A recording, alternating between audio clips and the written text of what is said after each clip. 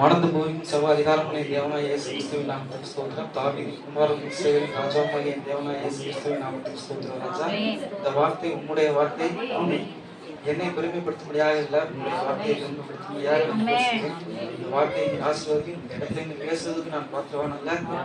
என்னை சிறுமைப்படுத்தி நான் பெருமைப்படுத்துகிறேன். ராஜா, இது என்றும் எனக்கு தேவனாக இருக்கிறேன். எல்லாருக்கும் சர்வ வல்லமுள்ள தேவனாக.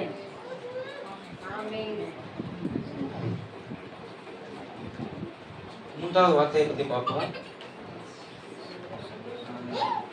இயேசு சிலுவையில் ரத்தம் சிந்தின போது அவர் பேசிய மூன்றாவது வார்த்தை யோவான் 19:25, 26, 27.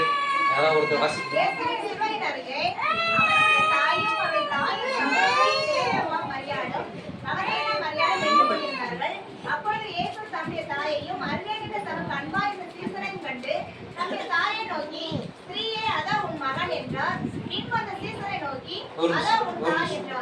ஸ்திரீயே, அதோ உன் மகன் என்றார். அடுத்து வாசிங்க.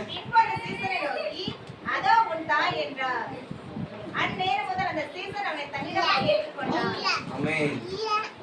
இயேசு ஏன் இப்படி சொன்னார்? தன்னுடைய தாய் தானே, வேற யாரோ ஒரு பொண்ணு மாரி ஏன் இப்படி சொல்லணும்? அவர் என்ன சொல்லியிருக்காருன்னா, தன்னுடைய தாயை பார்த்து இதோ உன் மகன், தன்னுடைய சீசனை பார்த்து இதோ உன் தாய் என்று சொன்னார். இதுக்கு என்ன அர்த்தம்? ஏன் இப்படி சொன்னாரு? என்ன காரணம் அப்படிங்கிறத நம்ம பார்க்கணும். அவங்க அம்மா சிலுவையில் நின்று கொண்டு இருக்கும் போது இயேசு படுகிற பாடுகளையும் கஷ்டங்களையும் பார்த்து அவங்க எவ்வளோ கஷ்டப்பட்டுருப்பாங்க. அப்போ அவங்க ஒரு வினாடி யோசிச்சிருக்கலாமே, என்னுடைய மகன் என்னை பார்த்து அம்மான்னு சொல்லிட மாட்டானா அப்படின்னு அவங்க யோசிச்சிருக்கலாம். ஒருவேளை சிந்திச்சிருக்கலாம், ஒரு விருப்பப்பட்டிருக்கலாம். இப்போ என்னன்னா, தன்னுடைய பிள்ளை தன்னை அம்மான்னு சொல்லிக்கிறது எவ்வளோ பெரிய விஷயம். அப்போ இந்த உலகத்தின் பாவங்களை மன்னிக்கிறதுக்காக அவர் வந்தப்போ தன்னுடைய அம்மாவை ஏன் ஒரு ஸ்திரீயை என்று அழைக்கணும்? அதுல தன்னோட தாய்க்கு எவ்வளவு கஷ்டமா இருந்திருக்கும். தன்னோட நெஞ்சில ஈட்டியை குத்துவது போல இருந்திருக்கும். அப்போ சிமியோன் சொல்கிறார், லூக்கா 2:35 வாசிப்போம். உன் ஆத்மாவையும் ஒரு பட்டயம் உருவி போகும் என்றார். அவங்க என்ன சொல்லியிருக்காங்க பாத்தீங்களா? தன்னுடைய மனசுக்குள்ள ஈட்டியை குத்துவது போல இருக்கும், தன் ஆத்மாவையும் ஒரு பட்டயம் உருவி போகும் என்றார். அப்போ ஏதோ ஒரு பொண்ணை சொல்லுவது போல எதுக்கு சொல்லணும்? அவங்களுக்கும் இவங்களுக்கும் ஒரு பிரிவை ஏற்படுத்துகிறார். கடைசியாக நேரத்தில் தன்னுடைய தாயையும் அதை ஒரு பிரிவை ஏற்படுத்துகிறார். ஏன் அப்படி சொன்னார்? அதை அவங்களுக்கு எவ்வளவு கஷ்டமா இருந்திருக்கும். அப்போ அவங்க எவ்வளவு யோசிச்சிருப்பாங்க, தன்னை ஏன் அப்படி சொல்லலாம் அப்படின்ட்டு. அப்போ ஏசப்பா 30 வருஷத்துல தன்னோட ஞானஸ்தானம் பெற்றார். அப்போ 30 வயசுல. அப்போ 3 வருஷம் ஊழியம் பண்ணியிருக்காங்க. இது நாள் வரைக்கும் தன்னோட அம்மா கிட்ட 3 வாட்டி தான் பேசியிருக்காங்க. எப்போனா பஸ்கா பண்டிகை அப்போ திராட்சரசம் குறைவுபட்ட பொழுது யோவான் 2:3 வாசிப்போம்.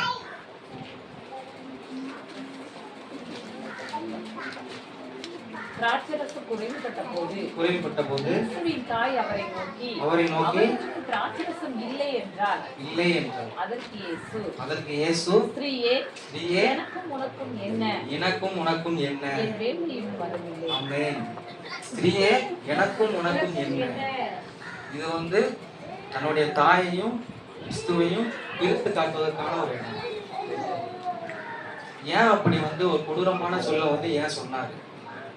இதுல ஏசப்பா ஒரு லெவியோன் பிசாஸ் இந்த மாதிரி சொல்லியிருக்கு. எதுலன்னா லூக்கா 8:28 நாம வாசிப்போம்.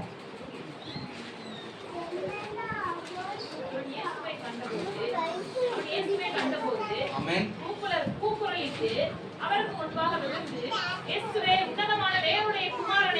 உன்னதமானவருடைய தேவனுடைய குமாரனே, எனக்கும் உமக்கும் என்ன?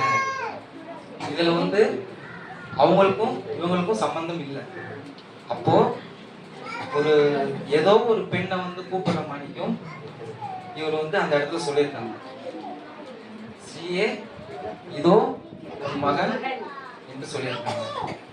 அப்போ ஏசப்பா வந்து இந்த மாதிரி வார்த்தையை வந்து நிறைய வந்து சொல்லியிருக்காங்க. அது வந்து ஆவிக்குரிய காரியங்கள்ல எவ்வளவு ஒரு முக்கியமான வார்த்தை அப்படின்னு பார்த்தா, அவர் சொன்ன முதல் வார்த்தை அப்படிங்கிறது வந்து தன்னுடைய மனித குலத்துக்கு ஒரு மீட்புக்காக பிறந்தார். மனித குலத்துக்கு ஒரு மீட்பு கொடுப்பதற்காக பிறந்தார். எப்படின்னா, தன்னுடைய தாயை வந்து ரட்சிக்க பொறுத்து. இப்போ வந்து நம்ம ரட்சிக்கிறதுக்கு அப்புறம், ரட்சிப்பு பெற்றதுக்கு அப்புறம் ஒரு ஐக்கியத்தில் இருக்கணும். ஒரு ஐக்கியத்தில் இருக்கும்போது தான் அந்த ரட்சிப்பை நம்மளால பெற முடியும். அப்போ ஒரு பிரிவை ஏற்படுத்தும்படியாக இப்படி சொன்னாங்க. ஏன் இந்த வார்த்தையை பேசினார்? ரெண்டாவது என்னன்னா, தன்னோட தாய்க்கு வந்து ஒரு கடமையை நிறைவேற்றுகிறார். அவர் இருக்கும் பொழுது எதுவும் செய்யாதப்போ, அவர் போனதுக்கு அப்புறம் தன்னுடைய யோவான் அப்படிங்கிற தன்னோட சீசனுக்கு தன்னுடைய தாயை வந்து ஒப்பு கொடுத்துட்டு போறாரு. தன்னோட தாயை வந்து ஒப்பு கொடுத்துட்டு போறாரு. எதுக்குன்னா, ஒரு ஐக்கியம் வந்து உண்டு பண்ணியிருக்காங்க. ஏன் யோவானை தன் தாய்க்கு ஒப்பு கொடுத்தார்? கடைசி வந்து மொத்தம் சீசர்கள் எத்தனை பேர் இருந்தாங்க? 11 பேர் இருந்தாங்க. கடைசி வரைக்கும் அவர் கூட யார் இருந்தாங்க? கடைசி வரைக்கும் அவர் கூட 3 பேர் இருந்தாங்க. ஆனா சிலுவை வரைக்கும் அவர் கூட வந்தது யோவான் மட்டும்தான். அதனாலதான் யோவானை வந்து தன்னுடைய தாய்க்கு ஒரு நல்ல தாயாகவும், அந்த தாய்க்கு நல்ல ஒரு மகனாகவும் ஒப்பு கொடுத்து சென்றார். அப்போ வந்து அந்த ரட்சிக்கப்பட்ட ஒரு ஐக்கியம் தேவை. அந்த தாய்க்கு ஒரு ரட்சிக்கப்பட்ட ஒரு ஐக்கியம் தேவை. இங்கே மரியாளும் ஒரு ரட்சிப்பு கிடைக்கும் ஒரு ஐக்கியத்தில் இருக்க வேண்டும். இதுல வந்து நம்ம அப்போஸ்தலர் 1:14 நம்ம யோசிப்போம்.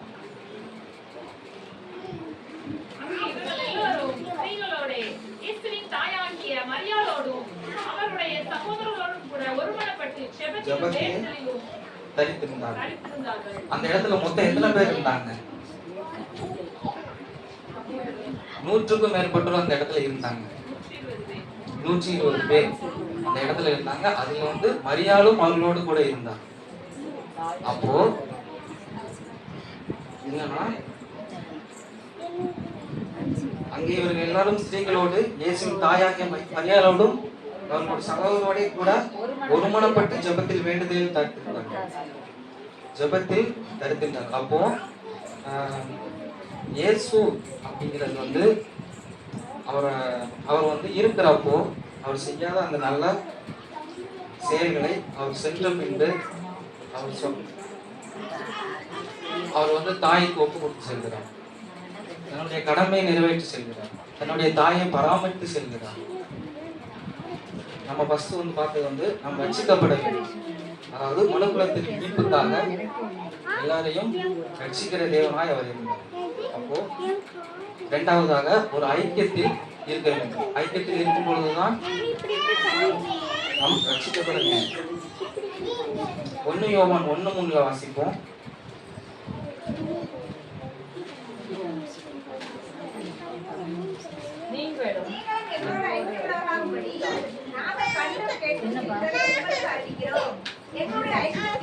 எங்களுடைய ஐக்கியம் பிதாவோடும் கிறிஸ்துவோடும் இயேசுவோடும் இருக்கிறது.